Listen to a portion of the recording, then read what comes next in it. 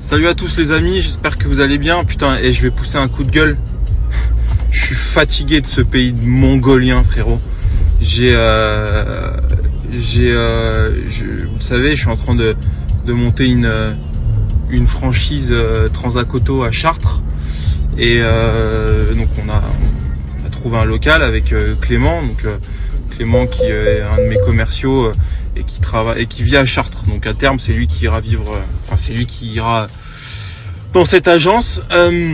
Mais là n'est pas le sujet. On a trouvé un local. On a trouvé même 2 locaux et en location. Et je suis peut-être même en train de voir pour en acheter un. Mais bon, c'est encore une fois pas le sujet. Je vais vous raconter le sujet de ma story et je vais m'en prendre. Je sais pas à qui, mais à la société d'une manière générale, tu vois. Mais donc on a trouvé un local. En plus à Chartres ça vaut rien les locaux. Enfin tu vois, là on a trouvé un local, il fait 300 mètres carrés et je vais payer. Enfin si vous allez comprendre du coup la suite de mon propos. Si ça se fait, c'est dans les 3000 €. Donc ce qui est que dalle. Pour info, c'est ce que je paye là à Villebon pour 150 mètres carrés, 170 mètres carrés. Donc c'est 2 fois moins cher. Et donc je dépose mon dossier. Mes bilans, mes relevés de compte, en fait mon trou de balle si tu veux, parce que il te demande toute ta vie frérot pour louer un pauvre local de 300 mètres carrés. Tu sais, c'est pas je loue un truc de 10 000 mètres carrés, je vais pas ouvrir un centre commercial, toi je loue une petite cellule pour faire Transacoto, tu vois, ça va, tu vois. Et le mec, ça fait 3 semaines qu'on est sur le sujet, voire 1 mois. Parce qu'il me demande toujours plus de documents, toujours plus de garanties. Il m'a dit la dernière fois, bon on a vu votre bilan, il est bon, mais votre société est jeune, elle a que 2 ans et demi. Donc il m'a demandé 6 mois de dépôt de garantie bloqué.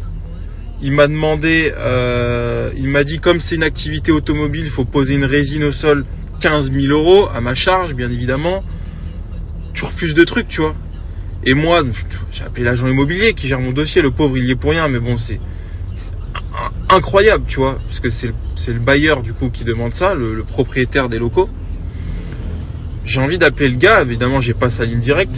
Et lui dire, mais espèce d'enculé, t'es mort. Je fais 270 000 de résultats. Qu'est-ce qu'il te faut de mieux pour louer ta pauvre merde à 3000 balles par mois, sans déconner. Mais c'est fou, ça. Je comprends pas, ça me rend fou, tu vois. Je comprends pas ce pays. C'est comme les banques, frérot. Là, tu vois, on est en train d'acheter un bâtiment en Léon. Ils te demandent toujours plus de choses, toujours plus d'apports, toujours plus de garanties.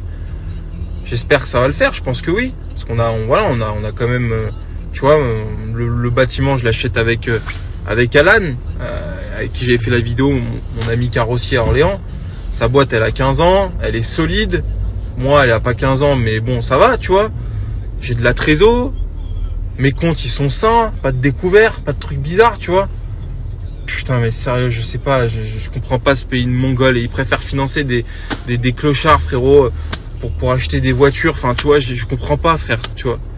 Alors, je me prends pas pour... voilà, mais au bout d'un moment, la société, elle te va pas bien. Si un mec comme moi, je suis désolé, c'est très prétentieux, arrogant, tout ce que vous voulez, mais si un mec comme moi, à 29 ans, on me finance pas ou on me laisse pas un pauvre local à 3000 mètres carrés, mais qui allez-vous financer? Tu vois ce que je veux dire? À qui allez-vous louer un local? Enfin, je sais pas. Il y a des trucs que je comprends pas dans cette société de mongolien, tu vois. Et c'est là où je me dis que parfois j'ai pas ma place en France pour plusieurs choses. Déjà parce que, voilà, toute la journée, je subis les foudres des gens, des jaloux qui comprennent rien. Encore une fois, hier, il y a un mec qui a laissé un commentaire sur une voiture que j'ai mise à la vente sur Gabriel Consulting. Le gars, il raconte sa vie. Oui, moi, j'ai telle voiture. Je comprends pas pourquoi cette merde, ça vaut autant. Et les gars, comme je dis souvent à mes employés, c'est peut-être pas un bon management, tout ce que tu veux, mais si je roule dans une caisse à 250 000 € et que j'en ai une à 400 000 € qui arrive, c'est que d'une part, je travaille et que deux, je suis quasiment le meilleur dans mon domaine. Il n'y a pas de sujet, tu vois. C'est comme aux États-Unis, quand tu vois un mec en féfé, c'est que le gars il est bon dans ce qu'il fait. Il y a pas de sujet. Donc faites-moi confiance, arrêtez de dire si, ça. Tu vois, ça me rend fou cette mentalité. Donc ça c'est le premier point. Et le deuxième point, c'est ce que je disais avant. Comment t'expliques qu'un mec comme moi galère autant à louer un local à Chartres? Héros, je te demande pas de louer une boutique avenue de la Paix, rue de la Paix ou rue avenue de Montaigne, frérot. un local commercial à Chartres, frérot. C'est quoi un local commercial à Chartres, tu vois? Enfin, c'est un truc de malade. C'est un truc de malade. Et le problème, c'est que ça va favoriser encore une fois les plus riches, les mecs qui ont des tôles depuis 50 ans, qui ont hérité ça de leur arrière-grand-père, qui ont des bilans, alors oui, on ne peut plus solides, mais bon, derrière, ils ont 300 000 € de charges fixes. Moi, je vais te dire, la santé de ma boîte, elle tient sur plusieurs choses. La première chose, c'est que déjà, j'ai très peu de charges fixes.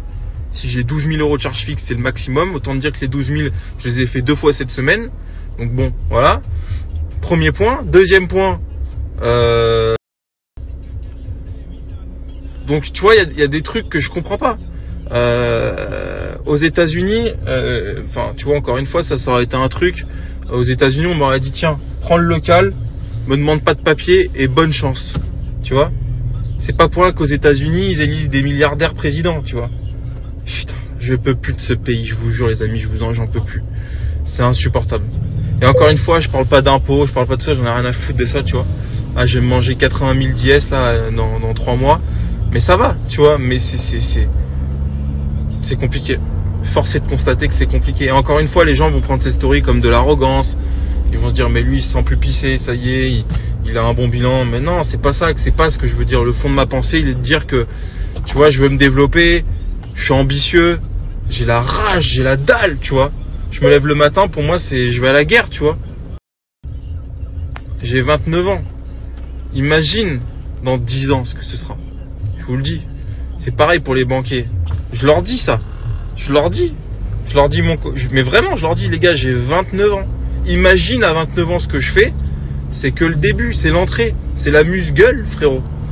Donc si tu me suis maintenant, je te jure, tu vas être riche grâce à moi, tu vois. Je te le dis. Et encore une fois, c'est pas arrogant et tout. C'est que j'ai tellement cette motivation, cette envie que il n'y a rien qui pourra m'arrêter.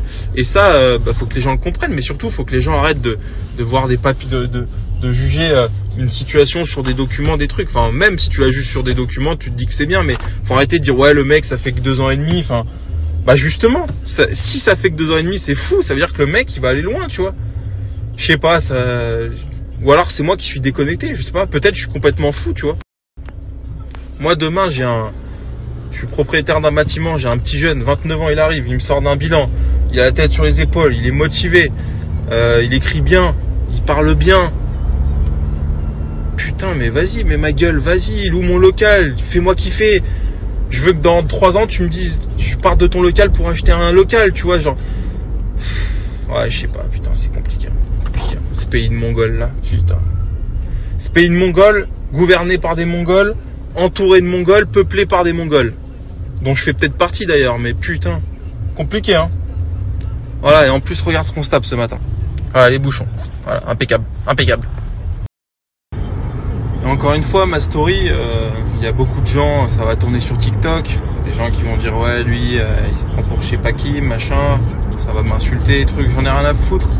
Faut essayer de comprendre le fond de mon sujet et de se dire, voilà, le mec, il bosse, tu vois, putain, les gars, du lundi au samedi soir, parfois le dimanche.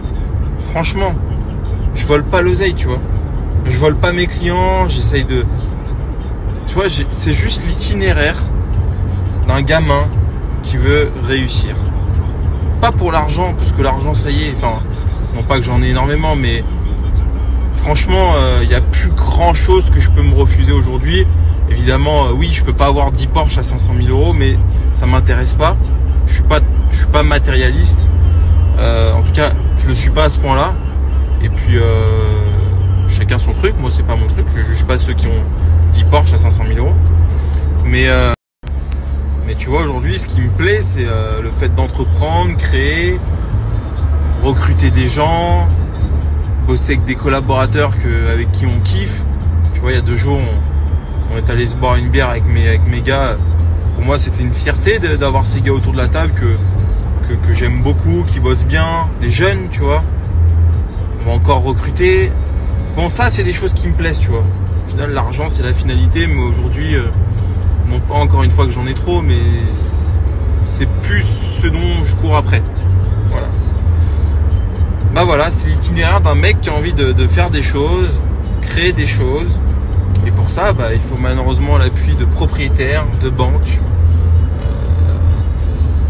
Je comprends pas pourquoi on me met des bâtons dans les pieds comme ça.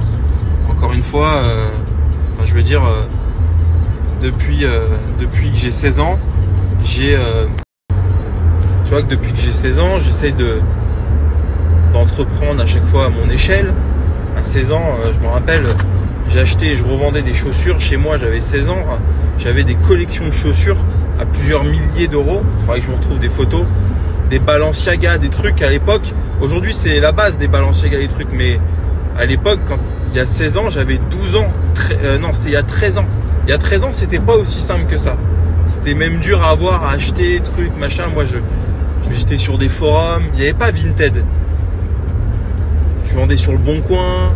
Il y avait des contrefaçons, donc il fallait faire attention. Tu vois, à chaque fois, j'ai essayé de faire des trucs dans ma vie. Et en vrai, j'ai presque jamais failli. La seule fois, c'était avec Gabriel Automobile. Et encore, je pense que c'était pas un manque de... Je pense que on a mal choisi le business. C'est un business de merde. Mais le PPF, etc. Mais tu vois, depuis 13 ans, j'essaye de faire un petit peu plus que les autres, tu vois. De prendre plus de risques. Tu vois, les caisses du Japon... les gens, ils me disent, mais putain, mais donc t'achètes des caisses comme ça, d'un autre continent carrément, t'envoies de l'argent, truc. Bah ouais, mais je sais pas, moi c'est comme ça que je conçois le business, tu vois.